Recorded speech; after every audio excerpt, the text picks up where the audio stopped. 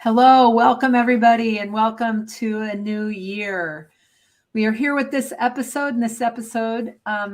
Today, we're very excited to be talking about this. Before we jump in and get started, just let me tell you a little bit about the Institute of Metaphysical Science. We were established in 1959 as the Margaret Laird Foundation, researching, exploring, living, and teaching the science of being and the causal nature of consciousness. And our website is scientificmetaphysics.org. So today we are basing our live stream on Mrs. Laird's address called "I Am My Own Ancestor." And it's literally an enlightening discussion of personality versus individuality. And quoting her, Mrs. Laird said, "Personality is the image individuality makes in human thought on different levels of perception." Yeah. So given that is the start, that's what we're basing it on. This episode's title is called Individuality Is The Man. And so that will get us started. If you have any questions, any comments, go ahead and type those right in, and we'll see them here and can bring them into the conversation. We welcome that participation. Second thing is, if you like this podcast, if you like this live stream, you can also donate. We're a nonprofit charitable trust, so you can donate to the IMS. We would accept any donations. The link is right there at the top of the video. And then also, if you like this conversation, you can give us a thumbs up, you can give us a heart, whatever it is that works for you, and we would love that as well. So hi, Betty, welcome to the new year. Hi. Excellent. All right, so shall we dive in? Yep. Okay, so here we go. I Am My Own Ancestor. On page 1 of that booklet, Mrs. Laird writes, "The I that I am is responsible for the I that I seem to be. Every problem is self-caused and self-solved. Every joy is self-caused and self-destroyed." So say more about that, Betty, relative to the title, Individuality Is The Man. I'm stumbling over that title. Yeah. The whole discussion here on I Am My Own Ancestors is kind of fascinating because, Mrs. Eddy made the statement that, and Mrs. Laird did too, actually, but you don't begin with the birth of your human being. There is a divinity that shapes our ends, Shakespeare said. Well, that divinity is eternal. It's always been, always will be. You've always been, always will be. So the thing that shapes your end is the reality of you. And the belief of you, the human appearance, the point of view you have of you, is it's like a learning curve. You're into self-discovering all the way along through your whole life. And you think that ends with the end of that two-legged thing? No, it doesn't at all. You just step into another opportunity to discover yourself further. And on it goes. And it is eternal. There's no end. Because being is never being the duplicate of what was a minute ago or a second ago.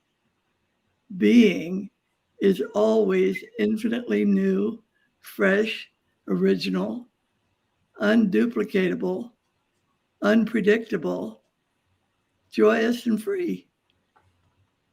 So when I talk about being my own ancestor, I'm stepping up to being self-responsible.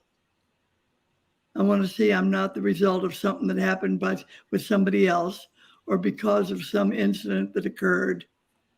I want to stand at source. I want to see there's nothing going on but my divine being self-expressing. All right, very clear. Now, if we look at the way that Mary Baker Eddy said that in Science and Health, a similar idea, on page 251, line 30, she said, inharmonious beliefs which rob mind, calling it matter, and deify their own notions, imprison themselves in what they create. Yep. And so with that, I wanted to read a little story that also is in I Am My Own Ancestor on page 6 and 7. So I'm going to read this story to make that point really clear, because it does a good job of it. I buy a property on which is a 2-apartment home. I've lived in the second apartment for many years. The former owner is in the first, and it was financially necessary for the owner to sell the property. Because she had no place to go, I let her stay on at financial loss to myself, as well as inconvenience, under the false impression that I was being kind.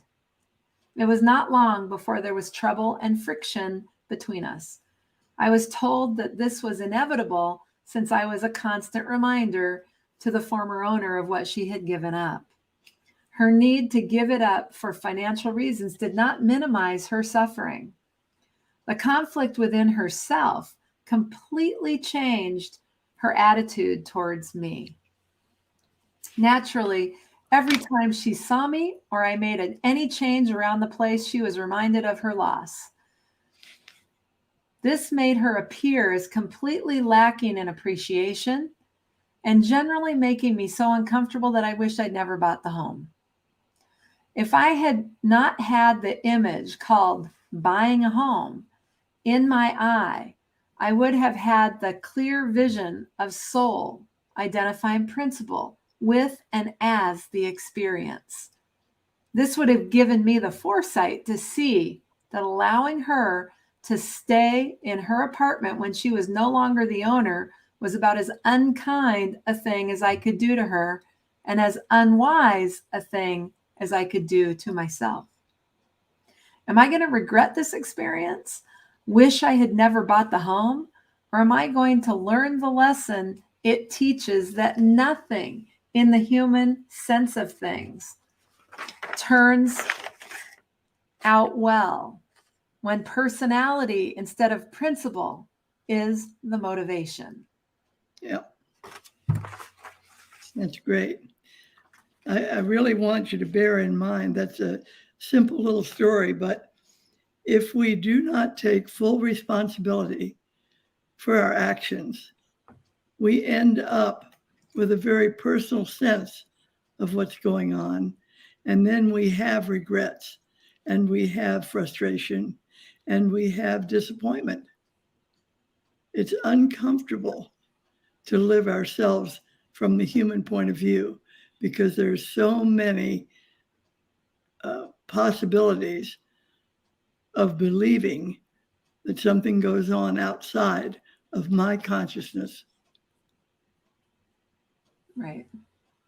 Now, let's take a look at how you express this idea that we're talking about in Mind is the Athlete on page 125, in which you say, identity is actually formless, perfect, and free. And like the individuality of being, it is entirely mental. It is consciousness, self-aware. Mm-hmm. Okay, so the I that I am is responsible for the I that I seem to be. Exactly. Every problem is self-caused and self-solved. Mm-hmm. Every joy is self-caused and self-destroyed. So that's all there is, one thing going on. And Yep. when we buy the picture, then we're left with being a victim of all that seems to be going on around us, and we're just a little cog in a big wheel. Right. So we can be on the reaction end of things, believing that it's something happening outside of who we are. and thus make ourselves a victim. Or we can step into the reality that's present, that says, I am all. And this is what it looks like. Mm-hmm. And you walk on. Right. Yep. So if we look at I Am My Own Ancestor on page 3, Margaret Laird wrote, personality is what man is imagined to be, whereas individuality is the man. Yeah. And you know, as we look around, we see the images that reality presents. That what I'm saying really is that my point of view is my vision of the reality present, seen the way I'm able to see it right now, and right now, and right now. It isn't the way it is. It's just the way I see it. The way it is always at the standpoint of perfection. Yeah. Whole, free, perfect, complete, satisfied, fulfilled, and so on. So, And what is it? What traps me is me believing what I'm seeing, hearing, feeling, tasting, touching.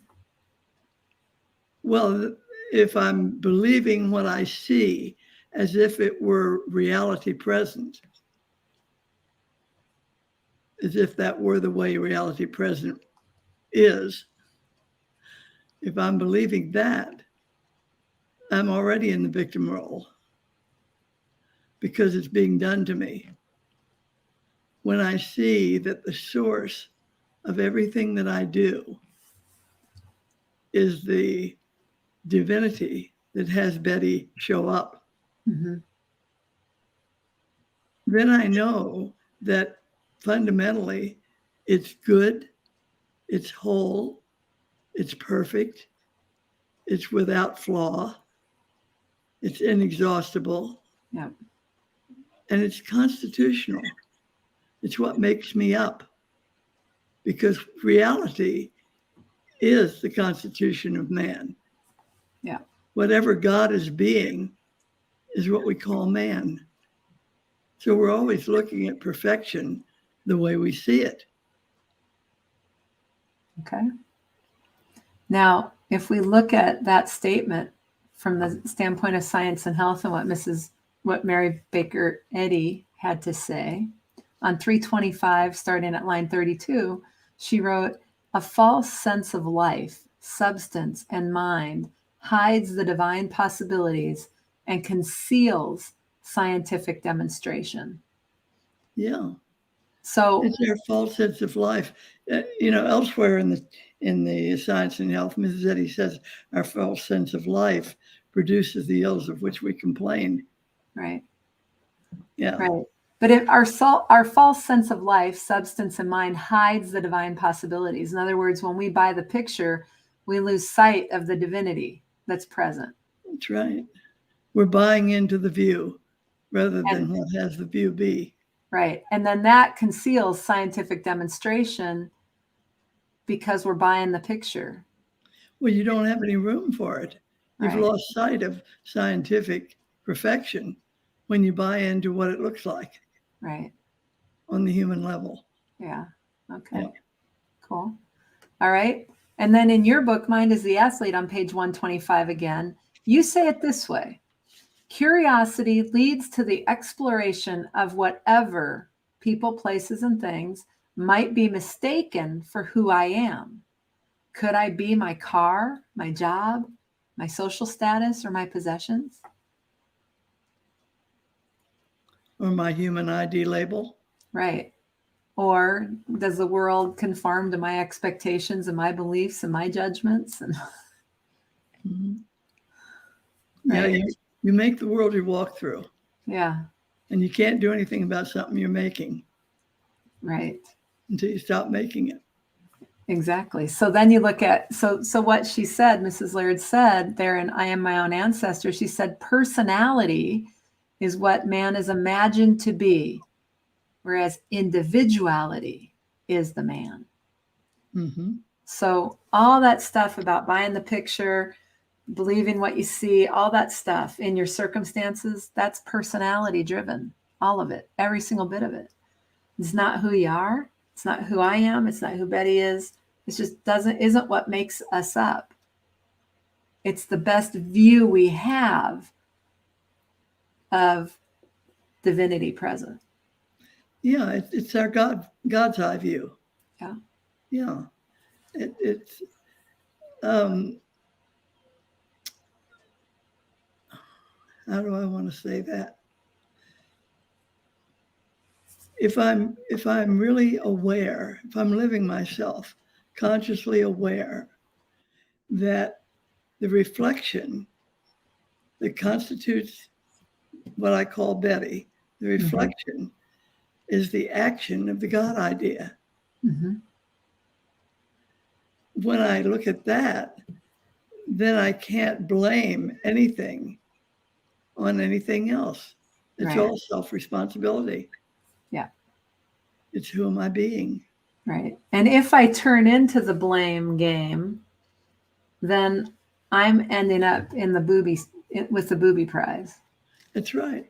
Because I end up being trapped in that view that isn't even true to begin with. Right. And the thing that it does is make you sufficiently uncomfortable and dissatisfied and unfulfilled that you will press further to step into who you really are. Yeah. So it has that plus going for it. Right. Okay. So moving on to the third quote from I Am My Own Ancestor on page 7 and 8. Mrs. Laird wrote, "Nothing in the human sense of things turns out well when personality instead of principle or individuality is the motivation." Hence, go back to the story that I just read earlier. Same. So that's the thing, is when we have this sense of that we're being kind or nice or charitable or any of those things, well, maybe so, maybe not. Right? I'm glad you brought that up again, because you see, it isn't that we would never do those things, but you look at the motivation. If the motivation is other than compelling being, you're going to be in trouble, because it'll be personal. It's your personality wanting to be good to somebody, wanting to be kind, wanting to be well thought of, trying to help somebody that in your view needs help, instead of seeing that what's really present is divine being, however you view it, and it doesn't need you at all. Right. So when you say, when your motivation is compelling being, say more about that. Like, how do I know if it's my druthers over here or whatever you're calling compelling? Well, there are things that come up, and without a whole lot of premeditation or whatever, and certainly with no thought of being helpful to somebody, you just kind of get a hunch. This is the thing to do. And you say, oh, come over here and do this. This will work. It will. Yeah. Because it's not personality motivated. Right. It's idea generated. Got it. And idea generation is God being the way you see it. Yep. Nice. Okay. And that same idea said by Mary Baker Eddy in Science and Health on page 323. And I think that's 323. I think I have that next line, not quite. And it's 28, not 384. So 323, 28. Sorry. Where she wrote, "The effects of science are not so much seen as felt. It is the still small voice of truth uttering itself. We are either turning away or listening to it." Exactly matches the example you gave of compelling motivation. That's exactly right. So very fun. And then how you said it in Mind is the Athlete on page 125 and on to 126 is, if I'm aware of my own responsibility in the matter of my relationships, I won't be upset with what it looks like, knowing that the source is always being the way I see it. Yep. So it's always one thing going on, showing up the only way I can have it show up for me. Yeah, and it changes moment by moment, because who I'm being actually never remains stagnant. Right. Being is always ongoing. Well, it would be, and it would be if it's an expression of infinity. Yeah. If it's an expression of infinity, it's never going to be the same. That's right. It never repeats itself. Right. Never duplicates itself. Right. It's always fresh, new, original. Okay. Yeah. All right. And then we have another quote here from Mind is the Athlete that goes a step further and says, when no concept obscures individual vision, then language occurs authentically as an experience of the eternal. And when the human sense of existence is silent, a new creating occurs. All form is a view of a non-visible, self-identifying reality. And that's really what freedom is all about. When no concept obscures what you've got going on. Yep. So if you can be concept free, yep, then you've got the keys of the kingdom right there. And all that is acknowledging the facts. Yep. And personality is a view of individuality the way you're seeing it. Yep. That's it. So there is an old saying, just be yourself. Well, it takes an educated presence from the human point of view to know who you are so you can be yourself. Right. Taken on the surface, being yourself might be being more like Betty than ever. And that's not what we're talking about. We're talking about being yourself. Try capitalizing that self, capital S. And that self is divine presence, ever present. It's right there. It's right now, present. So if I listen for the action of that presence, my action, my whatever I'm into, humanly speaking, is going to be fine, because it's going to be free of the personality stuff Betty would inject. Right. And it's going to be open to looking like and shaping up like what's exactly needed every moment. Yeah. So when I have a human problem, it can't be remedied from within the problem. We've said this before, but it can be remedied by letting go of the way it looks and recognizing that reality present is the functioning seen that way. And you leave it alone, and the reality functioning works itself out perfectly. Right. Very good. Okay. So if there's any comments, anything anyone to say, now would be the time to do that.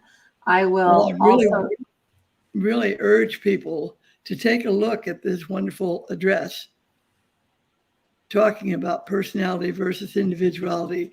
It's a key to living yourself divinely. Right.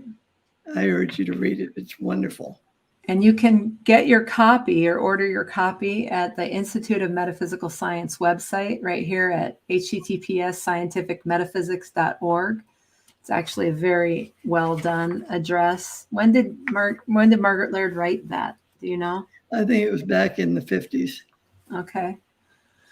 All right. So that would be what you can do there. Otherwise, you can check out our programs and our offerings again at the same website. That would show you everything and how you can participate if you want to learn more, what's available to you. So with that said, that it concludes our first episode of the new year. And we will see you again next week, same time, 5 p.m. Pacific, 7 p.m. Central.